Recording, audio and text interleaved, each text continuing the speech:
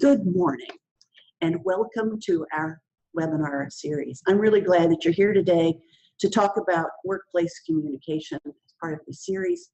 A couple of business items at the beginning.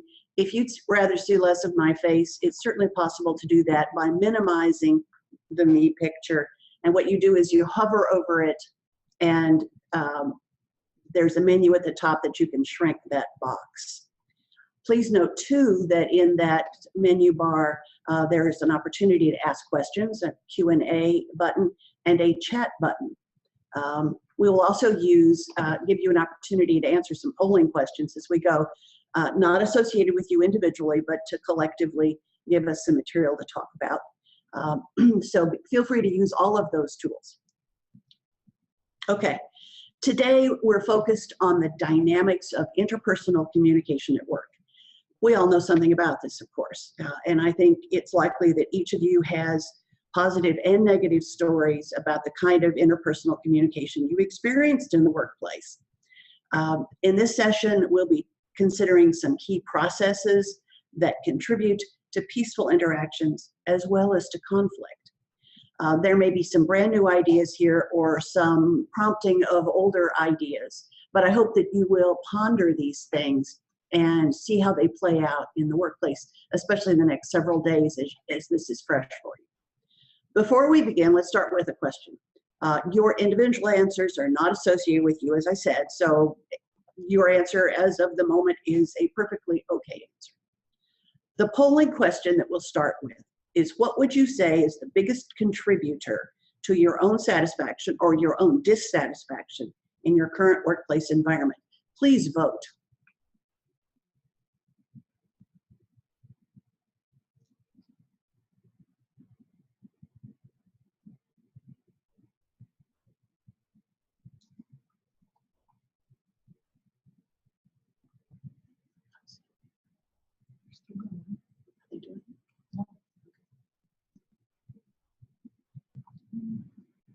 I can't see.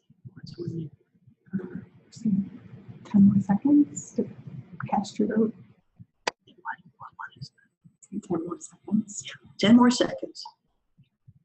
Which one's winning? My tasks, actually. It's almost time between tasks and coworkers.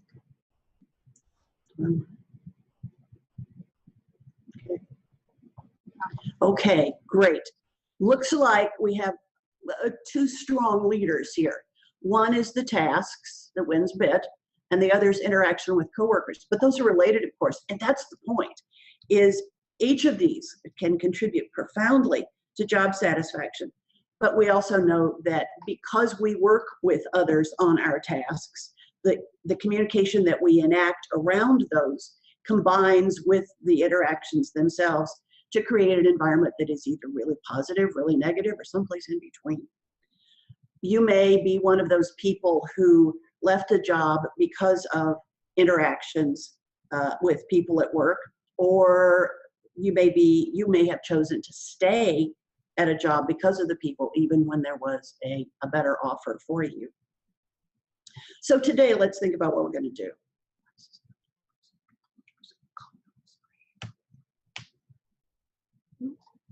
Okay, we're having a little technical issue. Page 10, let's try that.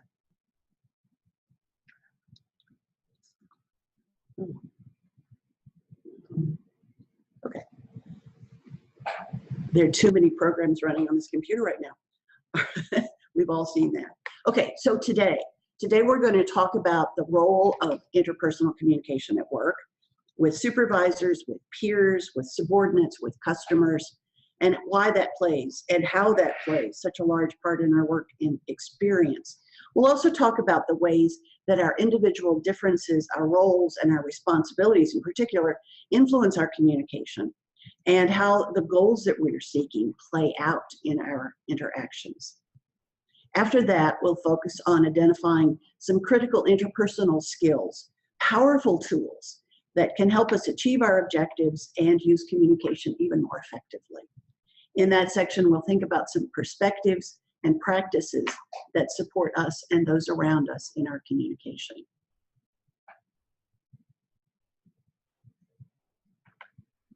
A central idea about what an organization is that it's a collection of individuals working together to achieve an objective, whether that's to make a product or provide a service or serve as a center around which to socialize or participate in sports or whatever it is. We divvy up the labor or the elements, drawing on particular skills and backgrounds and training and responsibilities. So to achieve an organization's objectives, we need to put the pieces together, and that's the communication piece.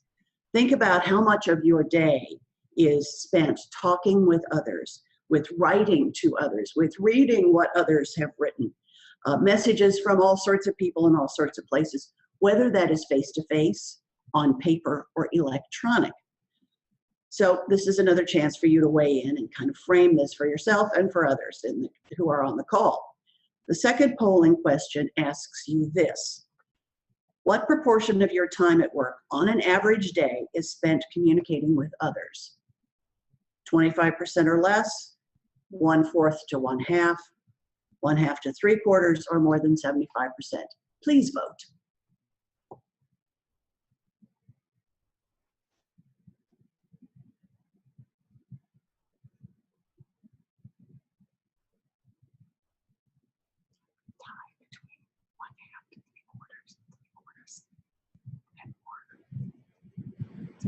Split. Are we done? 10 more seconds. 10 more seconds for those of you who are still pondering.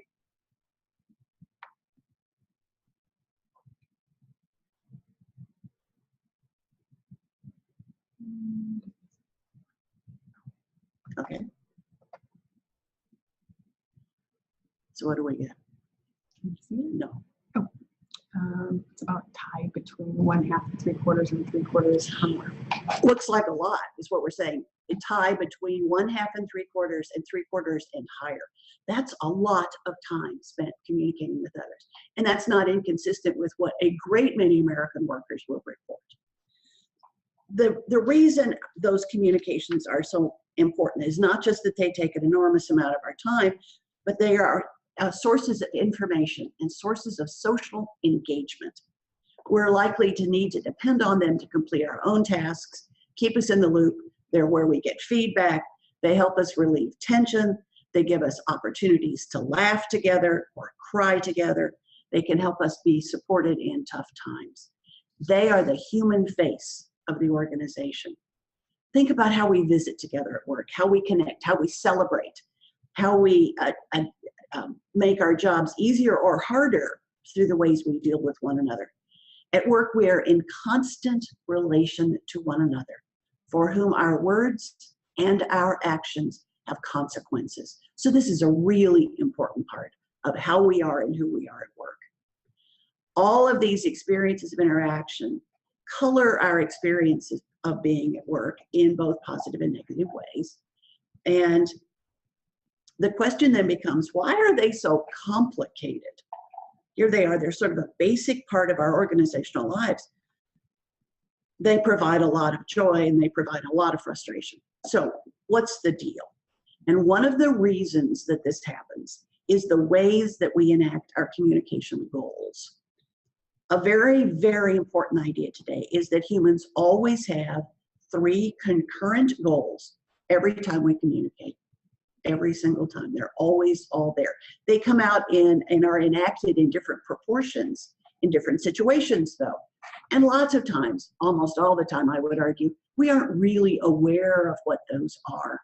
We may be focused on other kinds of outcomes, particular to the situation or the moment, but these goals are always with us. And they play out in very different kinds of ways. They are, as this slide shows, 3. Tasks, relationship, and identity. And here's how it works. Let's say I'm doing a webinar. I'm certainly connected with the material that I'm presenting to you, and that's a very strong task focus. And my goal is to convey these ideas in a way that is interesting and engaging and that gives you something to take away. So task is pretty high right now, but I'm also interested in establishing something of community here. A sense that we are sharing presence even though I can't see you and you can't see many of the others who are with us. That's a relational goal. And we have that in terms of our interactions with our supervisors, our subordinates, our customers, everybody else. The relationship is important to humans. And certainly I want you to think that I am competent and for you to take away a positive impression of me and all of what we're doing here. And that's a big identity goal. In this situation, however, the part that is taking most of my cognitive energy is task. But other goals are certainly present. Trust me, they are. In another situation though, let's say I'm meeting with my supervisor for my performance review. All three of those goals are going to be there too. I want information about my tasks, particularly what I'm supposed to do next or how I've been doing, what I need to be doing differently. I also certainly want to maintain a positive relationship with that person or to create one. And that will be affected by the kind of relationship we have before this particular communication. But perhaps most of all, I would argue, I want to know how my supervisor perceives me and my work. And that's a big identity goal. Especially if I've been having a rocky relationship with my supervisor, the relational goal may go up and really dominate. Sometimes it really is just about tasks, but those are going to be a different situation than this webinar situation. The takeaway idea here is that all three of these goals are in play all of the time. Recognizing that all humans, our coworkers and ourselves, always have these three communication goals all the time is enormously helpful because it helps us escape simplistic thinking. And it helps us recognize that there's always more going on in our organizational lives than appears on the surface. So each of these three goals is influenced by a number of factors, so they don't always play out the same way. The task factors include our roles and responsibilities. Certainly these instrumental task goals are affected by what our priorities are, what our responsibilities and assignments are. And in different situations, our expertise may play a big role in all of this. And as well, our work experience, things that have happened to us in the past, our feelings of being successful or not successful, all of those make a difference in affecting how we bring ourselves to the task goal and how the task goals guide how we act. The relationship factors, there are lots of them, but I want to concentrate on two of them right now. One of those is proximity. That just means how close we are to other people, usually geographically. So proximity can be because our workspaces are connected, but they could also be because our work is connected. That is, I need a finished product or a partial product from someone else to do my part to go on to the next pieces. So the connection that way influences how I see the relationship and the importance of relationship in the situation. Lack of proximity can make interaction with our coworkers extremely difficult, as people who work remotely often discover. Similarity is really important as well. Sharing characteristics with a coworker can provide an important foundation. If you went to the same school as somebody else, or your kids go to the same school, or they're on the same team, or you go to the same church, or you come from the same town, all of that can provide a shared context that allows us to interact more smoothly sometimes. So the similarity can be both as individuals in those kinds of sort of demographic things, but also in the kinds of roles and responsibilities we have. So the more that we share a responsibility frame or a task frame, that kind of similarity can also give us an important foundation as we move forward. Finally, there are factors that influence our identity communication goals. We always are concerned in our communication with how other people perceive us, in signaling how we are like or unlike other people, and in maintaining face. These are powerful motivations. And they are influenced in large measure, but not exclusively, by demographics, such as whether we're the only older person on the team or the only man on the team. The identity goals also draw on and reenact in some ways and reflect memorable experiences at work or with the people we've worked with now or are working with currently. And because we don't leave our personalities at home when we come to work, our work lives and our external lives intersect. So our other identities, whether those are as parent or student or volunteer, all may also influence our communication objectives. When our communication goals don't fit together with the goals our coworker may have, one of the possible outcomes, of course, is conflict. Three factors need to coincide in order for conflict to occur. I like to call them the three I's: incompatible goals, interaction, and interdependence. Unless all three are present, there's no conflict.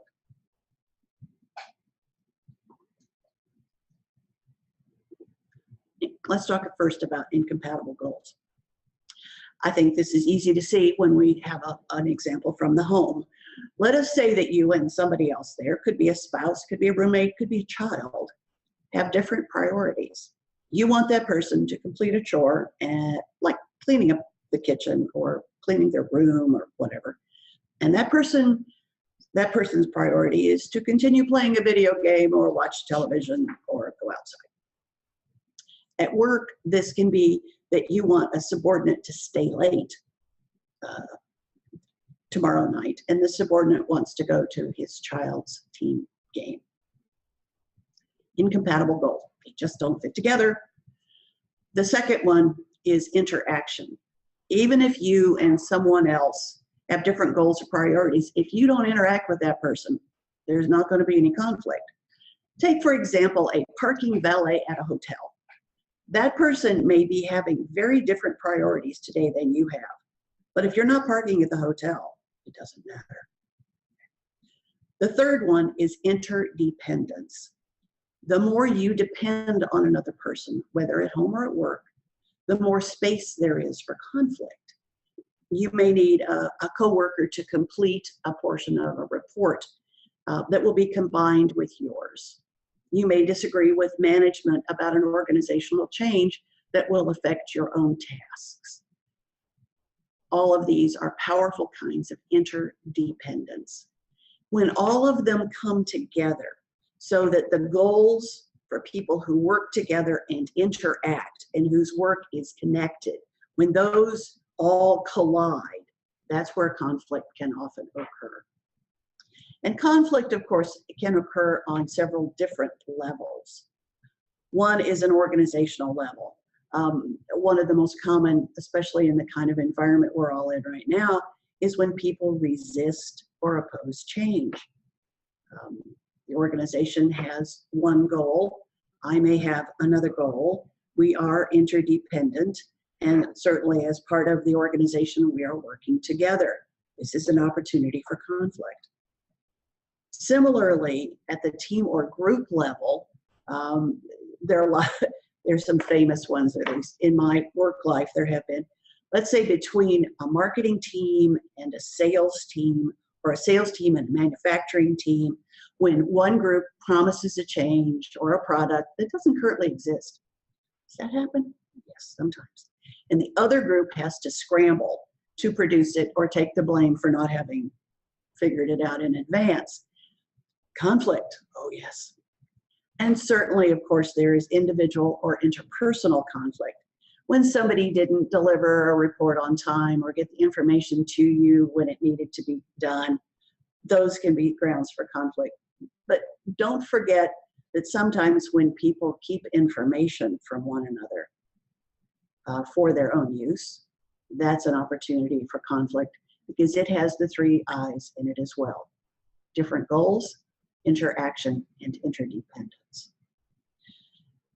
And we've all seen all of these kinds of conflict, I expected, whether live and in person or secondhand.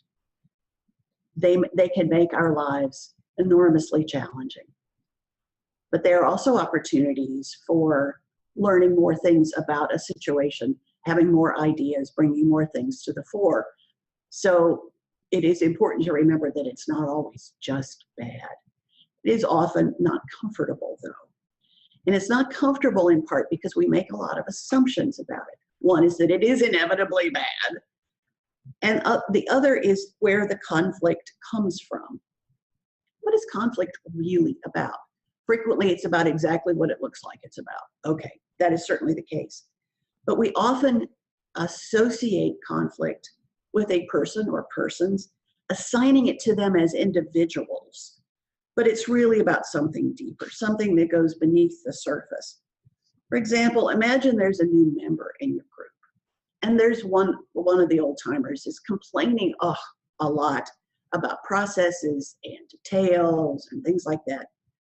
It is possible, of course, at least theoretically, that the complainer is actually feeling threatened by the new member and doesn't know what to do with that anxiety. So it comes out in these negative feelings and interactions. So it's important to kind of back off from our easy answers. That person made that conflict happen, and think about the bigger pieces and the parts we don't see on the surface. It's very easy to blame the other person and stop there. Acknowledging that we all have other things going on, both at work and at home and in the broader world.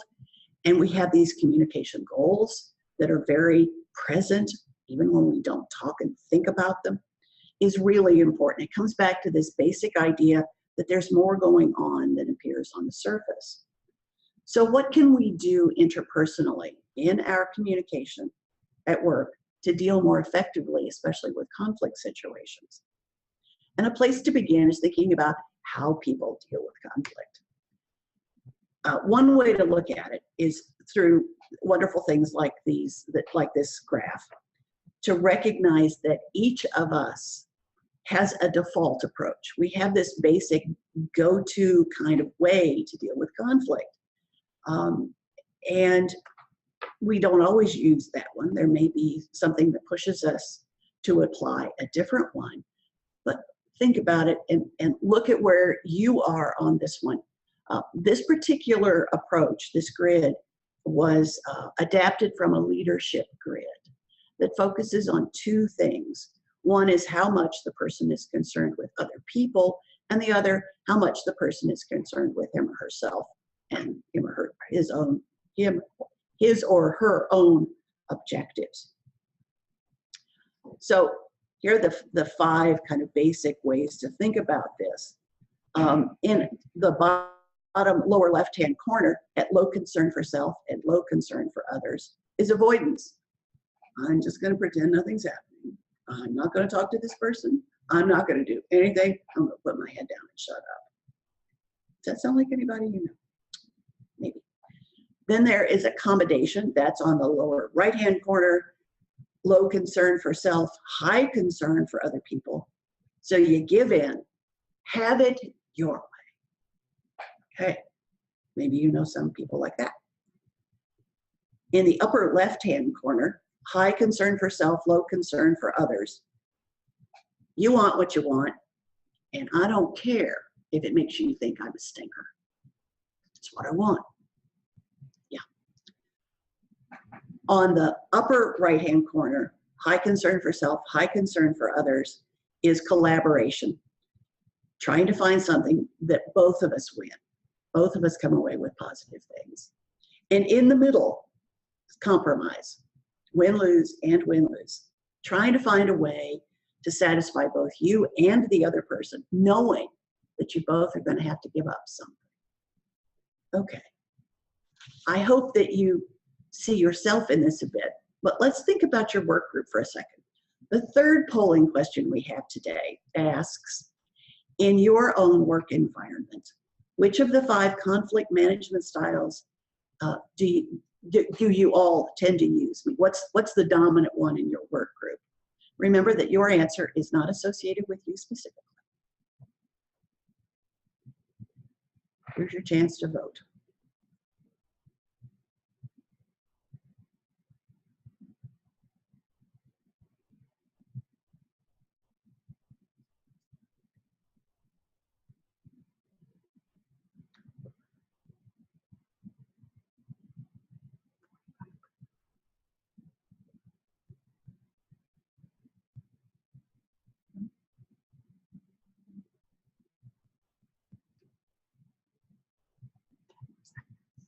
10 more seconds.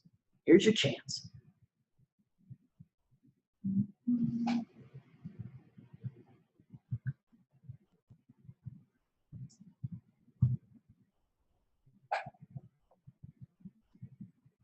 Compromise at 40%. And it's real close between collaboration and avoidance. All right, I'm hearing that collaboration, compromise. Compromise is the winner at 40%. I think that's delightful. Of course, those aren't the ones we remember the most, are they? Think about what the effect of kind of a dominant style has on your work group, and what kind of effect that has on you as an individual person. I hope after the call today that you'll take a few minutes to think about your own, I mean, really, truly, really, truly responses to conflict. Not necessarily how we hope we do, but how we really do, as well as how others respond. I think you'll find it interesting to apply these ideas as you think back, perhaps, over other situations that stand out to you. Okay. Beyond recognizing communication goals, this is a really foundational idea, and knowing that we can't know everything the other person knows in any given situation, and recognizing conflict management approaches, what else can we do? There are some other powerful tools for both conflict and everyday outside the workplace kinds of interaction.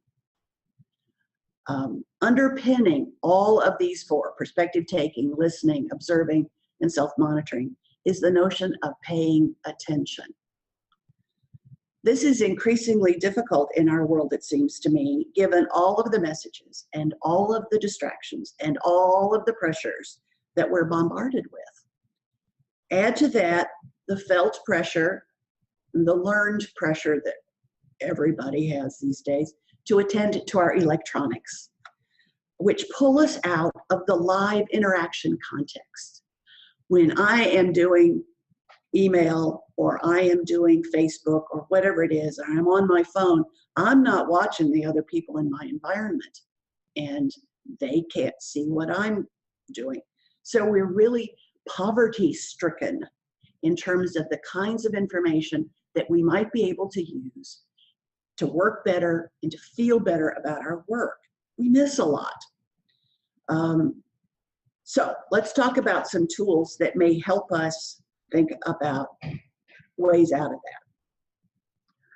Here is one of my favorite images. Here's the elephant.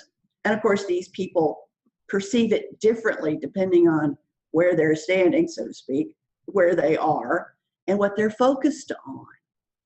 It's that way with humans and our understanding of each other, of course. Wonderful photo, wonderful picture.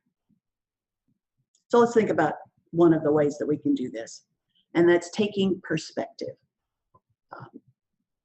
Taking perspective is about viewing a situation or understanding something from an alternative viewpoint. It takes some effort, and the problem is that humans are cognitive misers, and we're wired that way to take mental shortcuts. So it's very, very easy to assume that other people understand the situation exactly the way we understand it. After all, ours is right, right? That's where it starts to get tricky. So we jump to conclusions about other people and their responses, and make judgments about them and those responses in a heartbeat like that, snap. But we can prevent a lot of misunderstandings, which are the foundation of a lot of the conflict, if we'll take a moment, make a moment to consider the other person's point of view. We can't be inside that person's head, and sometimes it's not easy or appropriate to say, so where are you on this? And it's hard for us to answer that question with language, but we can make a very large step toward perspective taking with our imaginations and with what we already do know about people. For example, what does this person know about this situation? Could that person have the same information I do? Maybe that person doesn't have nearly as much information I do, or maybe that person has a whole lot more. Because of this person's training or background, this person may have really important insights that are important to what we have to do here. We certainly have different information and priorities depending on our roles and responsibilities and our experiences and our histories and our training. And all of these may cause us to see the question differently. We might also ask whether this person has an organizational or a personal interest, a stake in the outcome, and is it the same as mine? And importantly, it's important to consider whether I might have misunderstood the other coworker, the person, because of lack of attention or distractions or my own interpretive filters, all those things that I bring to the conversation. We have them all the time. So even though it may feel like the other person has misunderstood me or doesn't get it, it may be me who has an incomplete picture. When we can take a moment, make a moment to take perspective, we can save a whole lot of time and grief.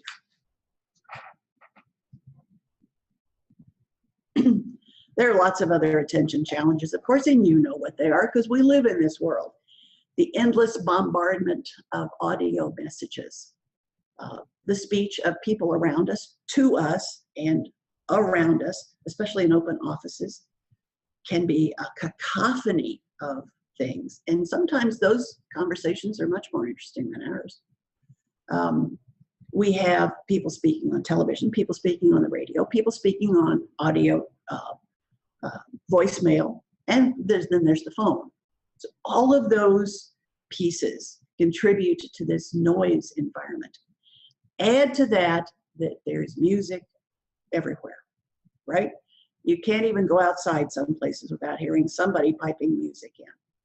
All of this collectively makes a cognitive load. It's work then, it's effort to sift through it in any given moment and figure out what it is that we should attend to.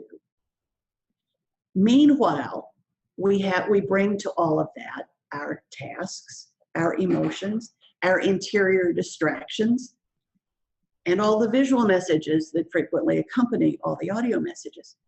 So think for just a second here. Take that moment, make that moment. So think about the kinds of messages that you are likely to attend to first. Just a little mental thing here. Especially if all those things come at once. Audio, video, which ones? As our minds provide their own additional burdens, when we are distracted by our own thinking, or when somebody says today that may trigger a memory, a reminder, oh dear, I have to put that on my list, or a thought about about a person, all of these are red flags. That just adds to the load. So granted that attending takes effort, and we don't always do it very well. My argument is it's worth effort. One of the places where we find this plays out most emphatically is in listening. Again, it has to do with all these audio signals, but it also has to do with how we process it, what we're doing when we are listening. Listening and hearing are not the same thing at all, of course. Listening requires attention and effort, and our attention spans tend to be pretty short these days, so it's work, it's cognitive effort. However, choosing those times when we want to invest that kind of energy is really important. We can avoid mistakes, we can avoid conflict, we can get more done, we can do it better, we can look better when we listen and attend carefully. One of the big issues is when we are receiving instructions, even when they are not labeled instruction. When we recognize that somebody's trying to give us feedback that is important to us, again, listening becomes even more important. Consider how paying attention can help us achieve our task, our relationship, and our identity communication goals. But there are barriers. Oh my goodness, aren't there barriers? Some of them are physiological. They're connected to our bodies. These include the kinds of distractions we create as when we try to multitask, texting or making lists in a meeting or writing notes to one another in a lecture or whatever it is. There is a vast amount of emerging evidence that argues, quite effectively, I think, that despite the claims of many people and the wishes of many more people, we really can't multitask. We just do things sequentially really fast. But every time we shift back and forth, that's another big cognitive chunk. And so we're actually losing time rather than gaining time because of the processing requirement of it. And we would probably do a whole lot better if we just did one thing at a time. That's tricky in our environment, however. I grant you that.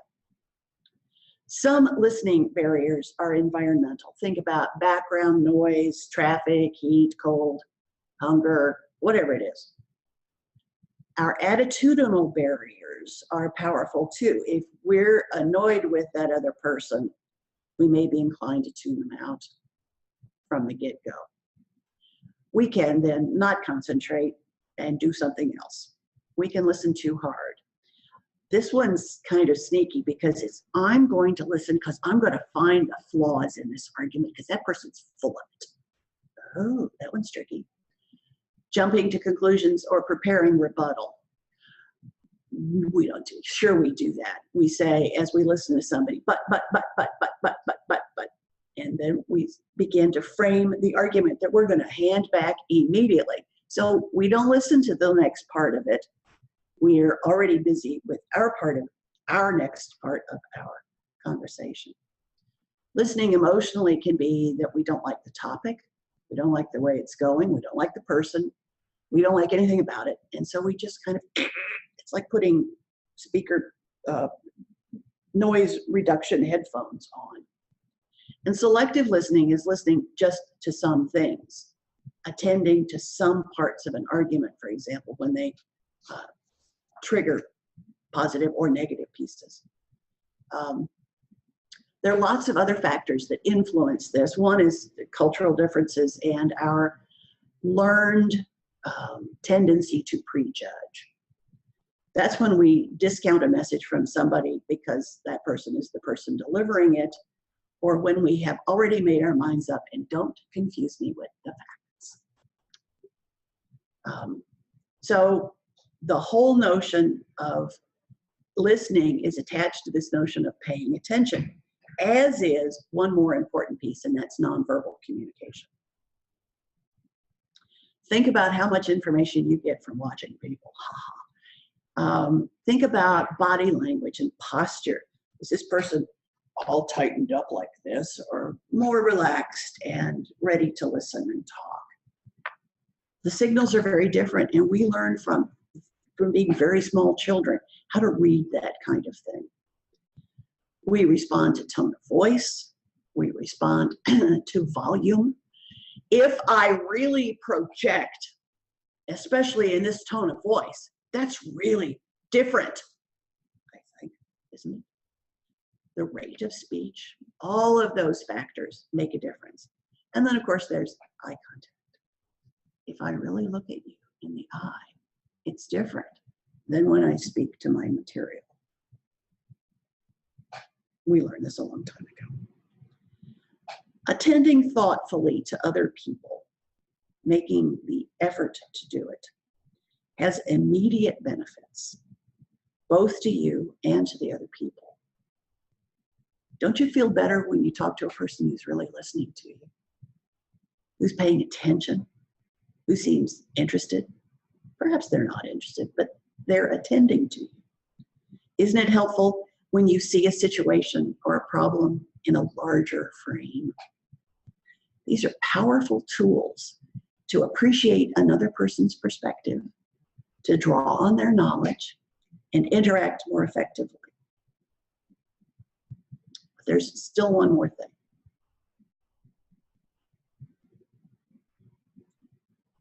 Focusing on the other people is not always enough. It's critical that we consider our own behaviors.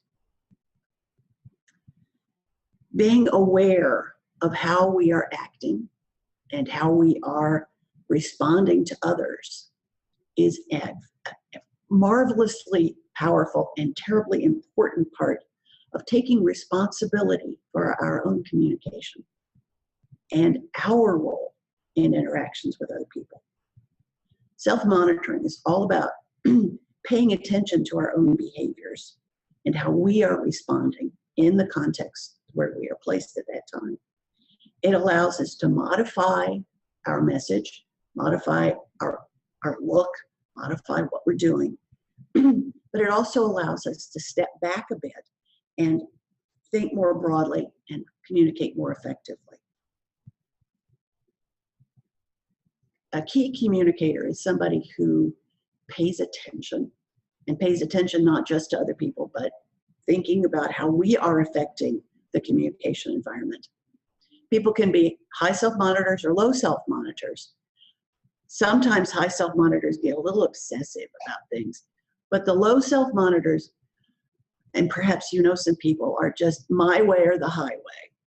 And I'm just, this is how I am, get over it. These workplace interaction tools are powerful ways to enhance our interaction, to reduce or handle conflict, and reap the satisfactions that positive communication with our coworkers can bring. They require effort, to be sure, and it's terribly easy and terribly human to say, I don't have enough time for that. We do have time pressures. I'm the first to acknowledge it. But as many of our grandmothers probably said, if you don't have time to do it right on the front end, do you have time to fix it? Do you have time to repeat, complete, or repair the result of hasty or self-focused communication?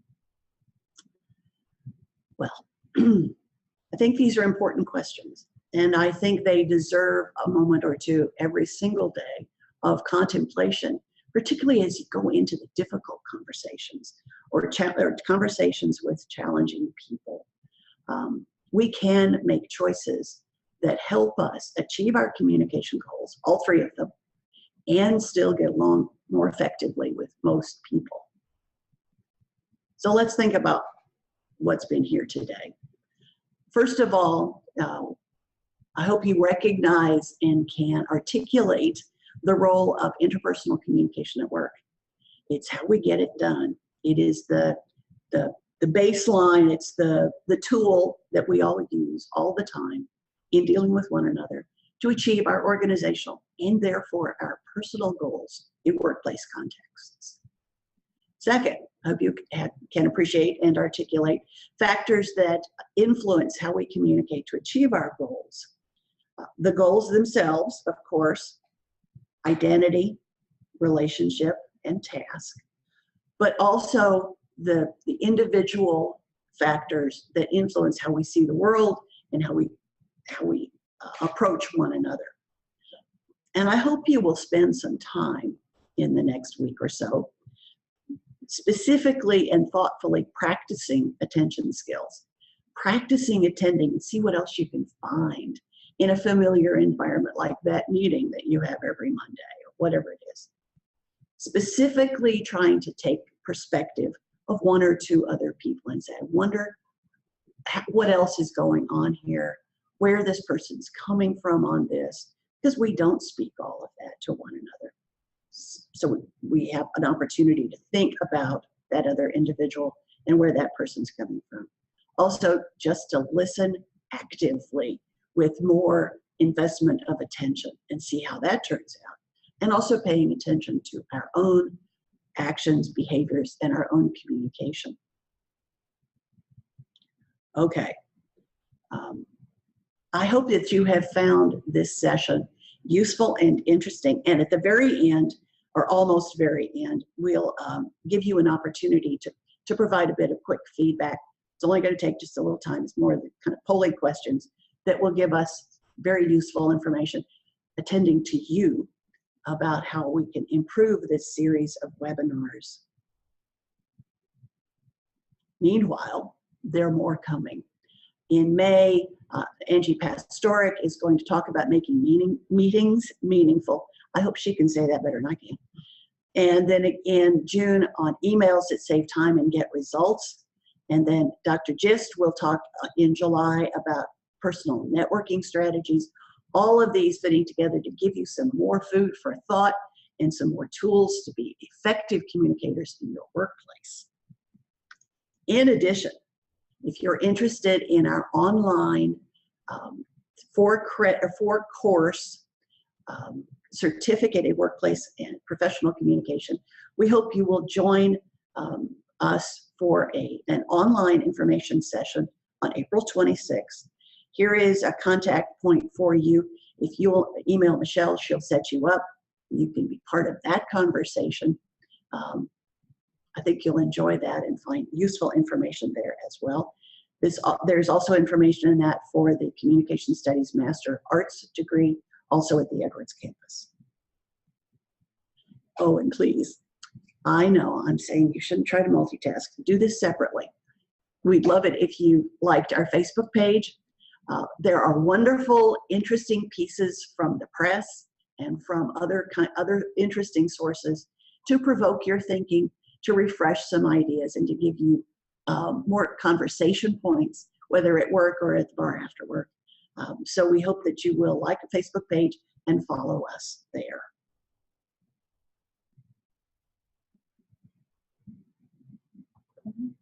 Polling. Thanks for being with us today. If you will complete the poll, then we're in great shape. There are 2 questions.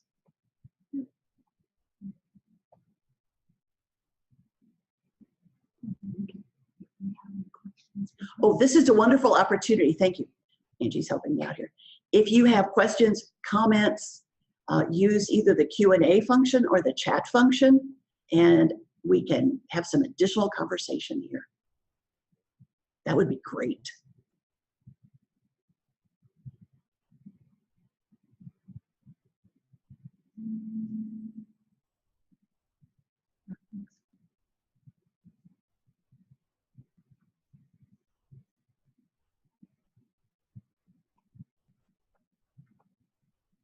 Well, let me ask you, anybody who wants to play, what's your biggest workplace communication challenge? Put that in the chat. Put it in chat if you would. There's one Q&A. Can I go with that? How do you think so? Okay, let me go. We're working on the technology here. How do you deal with someone who puts no feelings of others in any community? Oh, yeah. Well, I think there are a couple of ways. One is to treat that person as you would like to be treated. And part of it is modeling a behavior that you like better. The other thing is, I expect, to ask that person to consider someone else's opinion, not necessarily yours. So it's not about you and me kind of, going like this, but that had you thought about how this person or a customer or another person who's salient in that context might be feeling. Good luck with that. I've known those people. Thank you for SSC. If we could post the PowerPoint in advance, we'll figure out how that might work. Thank you.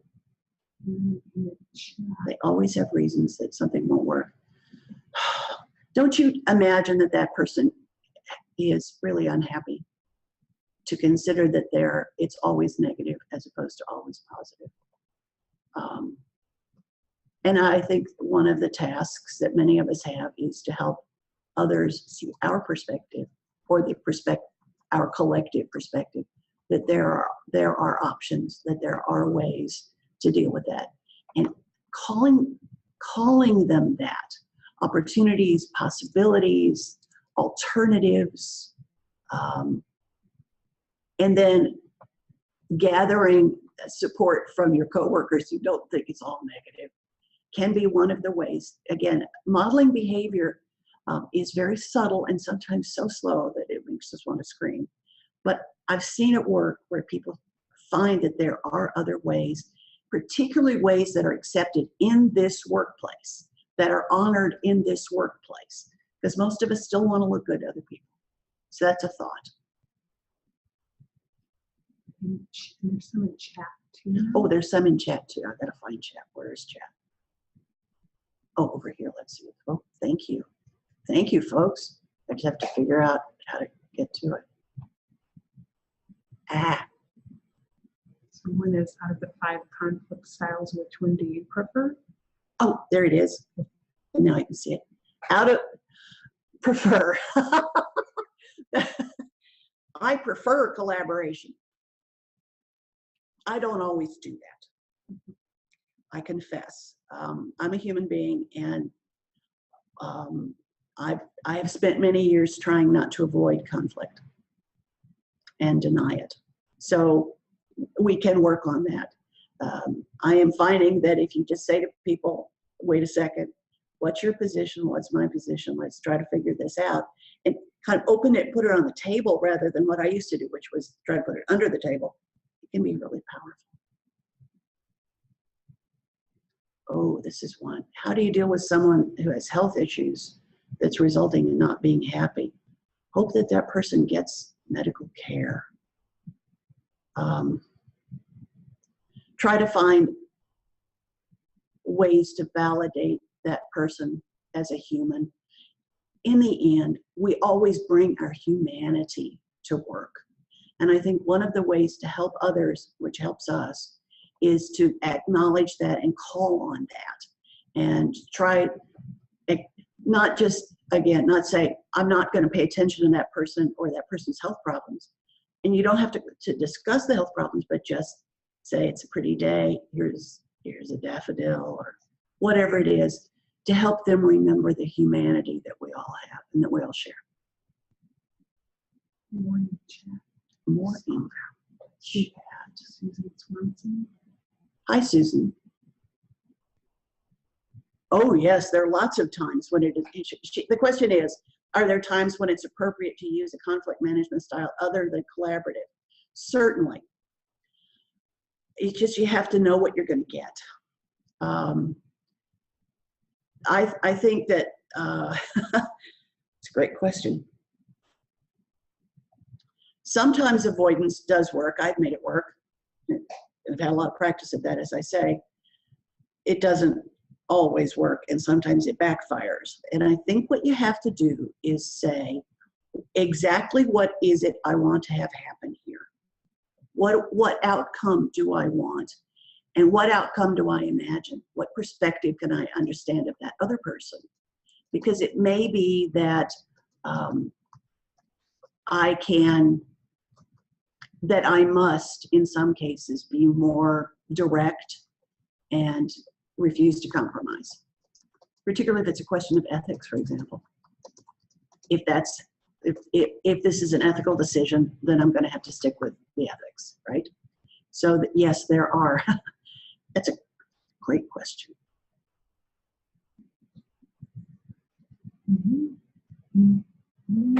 Anyone, Patty? Okay. How do you handle a situation with someone who has high anxiety and so always comes across as attacking, but maybe not their intention and feedback doesn't appear receptive? Depends on what I would say, depends on what your relationship with that person is. If this is a peer or a subordinate, it would be appropriate, it seems to me, to talk with that person and say, you seem really uncomfortable. What can I do? Well, you want to talk about how this could be less painful. If it's your superior, that's much trickier. The other thing is to talk with the person in advance and let the anxiety kind of be used up there, so that when it comes to group interaction, if that's the kind of situation that you're talking about, it might be easier. And finally, calling things by their names. You seem uncomfortable here. Can you tell me more about that? So that it's not just fact to fact or idea to idea, but rather acknowledging the way we are as people. So depending on your situation, in your specific situation, by the way, those might be something that you could think about. Any other questions? Have you other questions? These are terrific. I'm glad we had time to talk, communicate with one another. Please do take a few minutes this week and in the next weeks to think about these ideas, and many of them probably are reminders from things you've heard before. Fine, great, go with it. And feel free to let me know how it works for you, okay? Thanks for being with us today.